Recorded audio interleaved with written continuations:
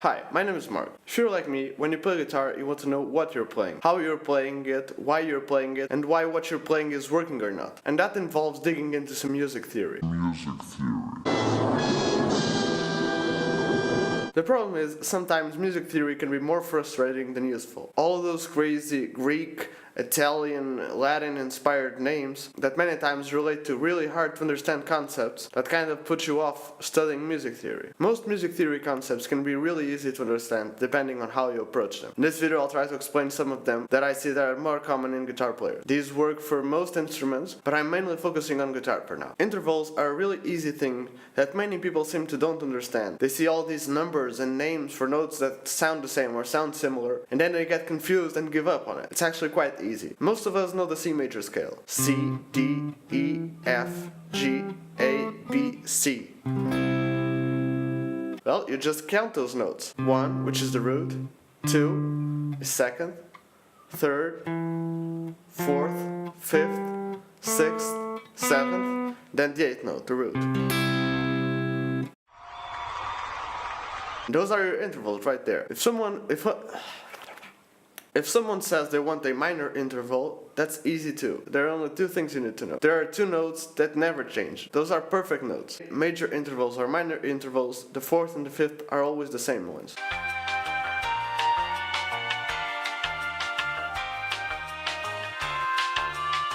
If you want a minor interval, for instance a minor third, all you have to do is get your major third and then drop it a semitone. Then you have a minor third. The same thing goes for the 6th, for example. You have a major 6th, you drop it for a semitone, and you have a minor 6th. People sometimes get confused with the 7th one, because people hear major 7th, minor 7th, and dominant 7th. Dominant 7th and minor 7th are the same thing. They are, as the other minor intervals, a half step below of their major counterpart. For instance, this is a major 7th. You drop it for a semitone, and you have a minor 7th, or a dominant 7th. Depending on the context, people call it a dominant 7th instead of a minor 7th, not because they're different, they're the same note, they are the same interval, but because most of the modes of the major scale have this kind of 7th, a flattened 7th, instead of the major 7th. Since it's more common in those scales, it's more dominant, so it's a dominant 7th. Since it's more common in those scales, it's more dominant.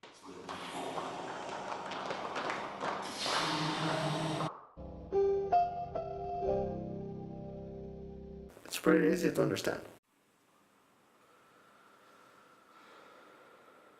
Another thing people can get confused about is on naming chords. If you have a C major chord like this one,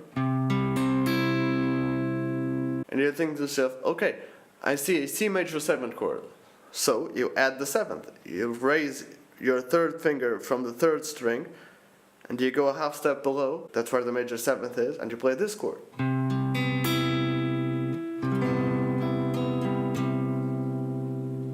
And you're done. I want a C major with a 6th on it. You say, okay, where's the 6th? The 6th is here, so you play. You can either play it like this, which is kind of hard. You can go for this shape, and just add the 6th right there. The 3rd string, 2nd fret, the A note. For instance, if you have a C dominant 7th, you know it's a C major with a dominant 7th.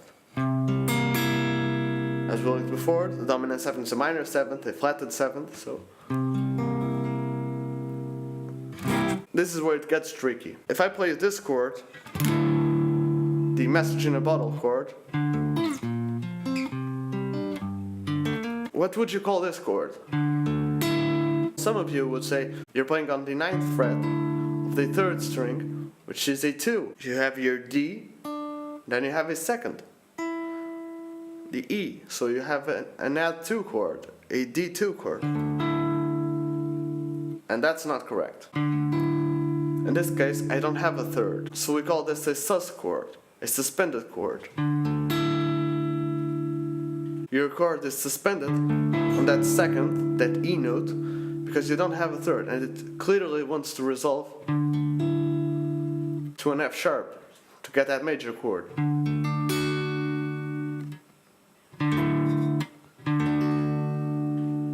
If you don't have a third, you don't know if it's a minor chord, a major chord, a diminished chord, an augmented chord. The same thing goes for the fourth. If you have this chord, for instance, just a D power chord, then you add a G, you still don't have a third, you have a fourth. So the chord is still suspended. And the chord really wants to resolve too. So we call it a sus4 chord. Now, if I play this chord, for instance, which is kind of the chord we had before, but starting on an A and adding the third, now we have a third and a second. Will you call it an add 2 chord? No, but kind of. If you have this chord, we'll call it an add 9 chord, an A major add 9 chord. The ninth is just a second, but up an octave. But we're not calling it a ninth because it's up an octave from our initial A. Because if we play a chord like this, you can still think of it as an A major add 9. But the second note isn't up an octave anymore. Here's the explanation. A good amount of music is built on stacking thirds. For instance, if you have an E, then you put a third on it, then you put another third on it, you get an E major chord. The G sharp is the third of the E, the B is the third of G sharp. If you stack another third on it, you'll get a major 7th chord.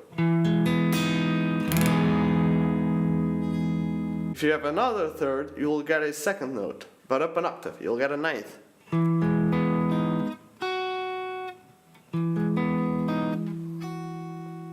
That's why when you're naming the chord, you name it a 9th. But naming chords isn't what's important. What's important is that you understand which notes are in the chord, why they work, why they don't work, and what they mean to the root. Another thing people usually get confused about are the modes. Because everyone says you have to learn the modes, everyone says they're really important, that you gotta learn, and they have some crazy names, and they have a bunch of notes, and a bunch of shapes, and you don't know what to do with. I like to think of them this way. If you have a 7-note scale, you'll have 7 modes. Modes are just shapes and positions of that set scale, but at the same time, each one of those modes is a scale of its own. I'll explain. Let's go again for the C major scale. If you have the C major scale,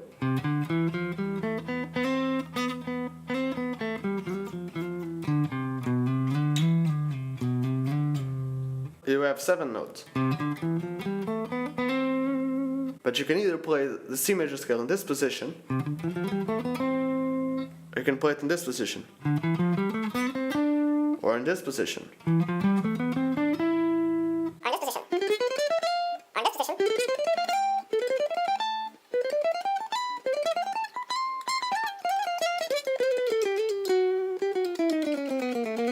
In one way, that's what modes are. This is a mode, this is another mode,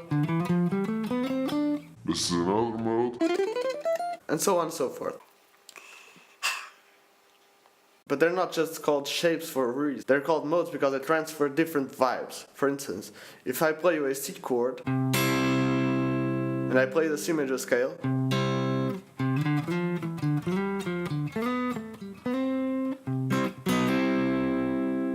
if I play you a D minor chord still in the key of C major, and I play you the second mode of the C major scale,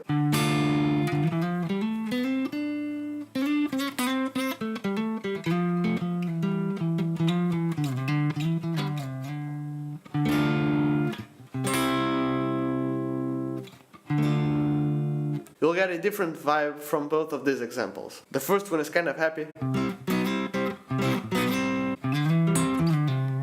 and the other one is kind of funky. funky. You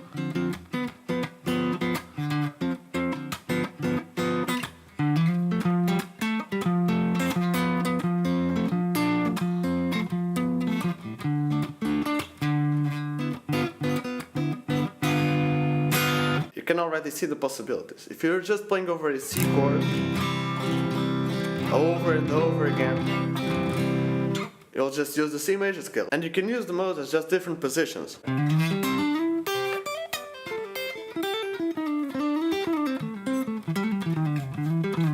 Or since modes are just scales and each scale has a different vibe of its own, if you want to get that kind of vibe, you can use that mode over that chord, supposing it works of course. The C major scale has 7 notes, so it has 7 modes. You have 3 major modes, 3 minor modes, and you have a diminished mode. If you have a C major chord, just a C major chord, nothing else.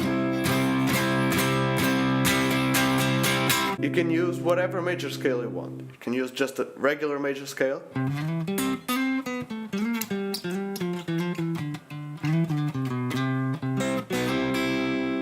Or you can use another one of the modes that corresponds to a major scale. For instance, the 4th mode of the major scale, which is also a major mode, is Lydian, which is just your major scale, but with a sharpened 4th. Kind of a dreamy sound, kind of mysterious. If you're feeling that kind of vibe, and you just have a C chord with nothing more on it, you can use that Lydian mode.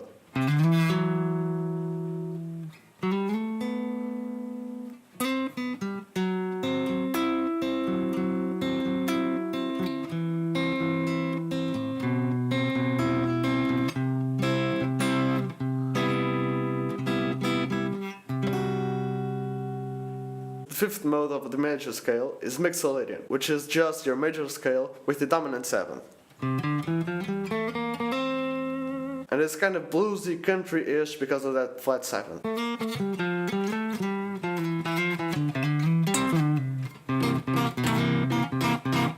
So if you've learned the modes and you're kind of confused on what they're about, knowing the names of the modes helps a lot. But what's most important, again, is the sound, is how you feel that tonality. If you have a normal chord progression like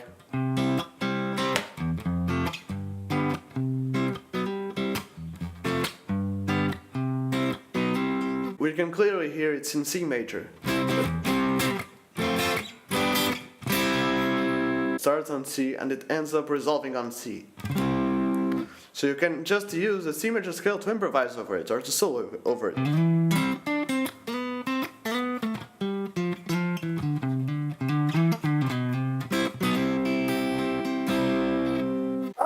Since you're going from C to F to G, then back to C, you can target the notes on that chord individually. So you can go for example, for C first.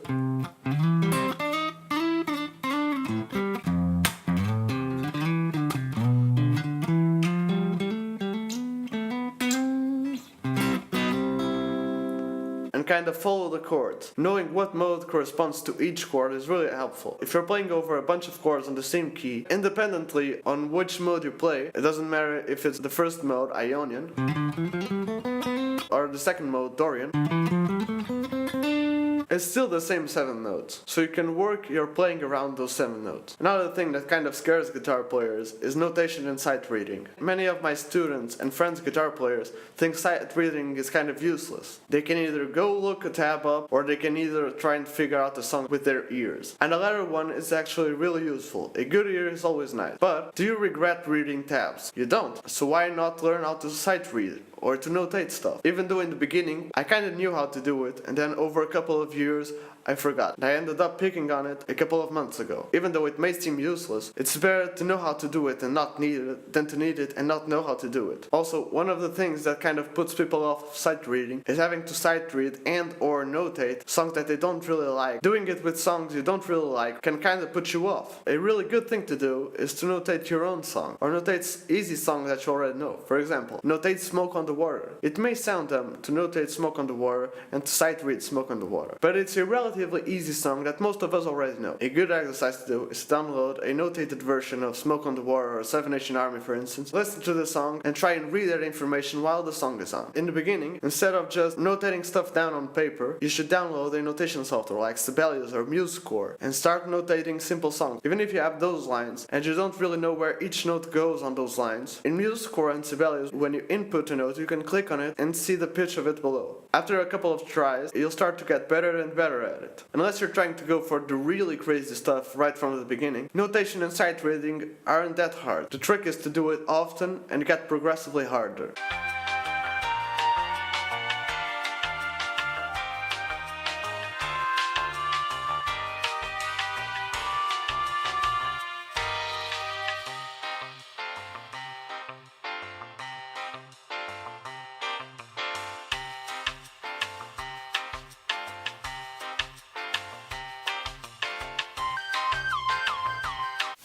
Even though you can play every note you want, you gotta watch out from when you're starting it, and from which note you're starting and ending. Because if you start on a wrong note, for instance if you're in B minor, if you start on this note,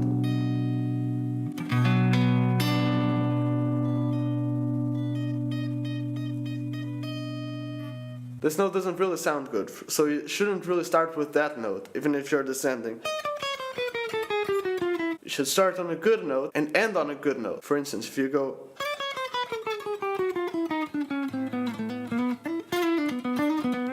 I was thinking B minor-ish. So when I went for the...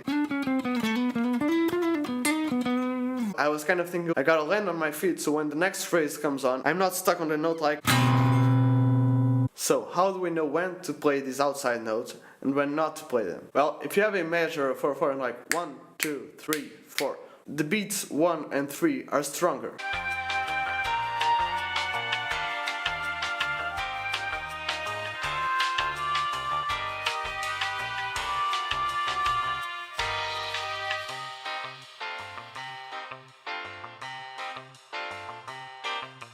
The beats 1 and 3 are stronger than the beats 2 and 4. Because number 1 is, of course, when you start something. And if you start on a bad note, it won't really sound good, so you gotta start on the good note. And the third bit is half of the measure. So you have 1, 2, 3, 4. 1, 2, 3, 4. So you should play the correct notes on beats 1 and 3. What are the correct notes? What are the wrong notes? If you have a measure going with 4 beats and you have a C major chord over all of those 4 beats, like 1, 2, 3, 4, 1, 2, 3, 4, 1, 2, 3, 4. The best notes you can choose are the ones in the chord. In this case, we have the root, the fifth, the root again, and the third.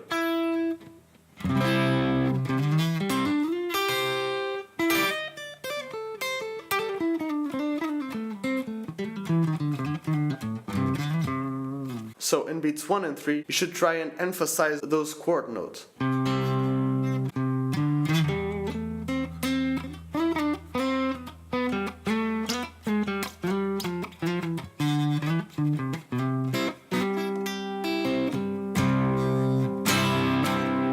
Then, on beats 2 and 4, you can go for the other notes of the C major scale, which aren't in the chord. The note D is the second of the C major scale.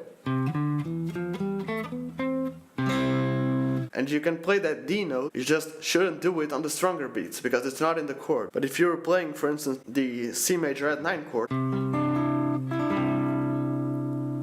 you can probably focus a little bit more on that D note because it's in the chord. In this case, the D note isn't in this chord, so you should not try and add the D note to the stronger beats.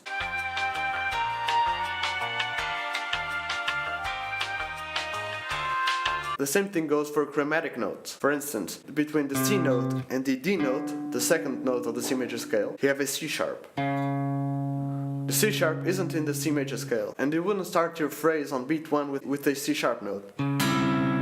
It wouldn't really sound good. But one thing you can do, in the 8th notes between the beats, you can sneak in those chromatic notes. You can also add the chromatic note in the less stronger beats like 2 and 4, but it won't sound as polished. Looking at all this nonsense between beats kinda makes it look harder, like you're not really playing, you're focusing on when to play stuff. After you do it, it will get easier to do because you already know the sound you're looking for.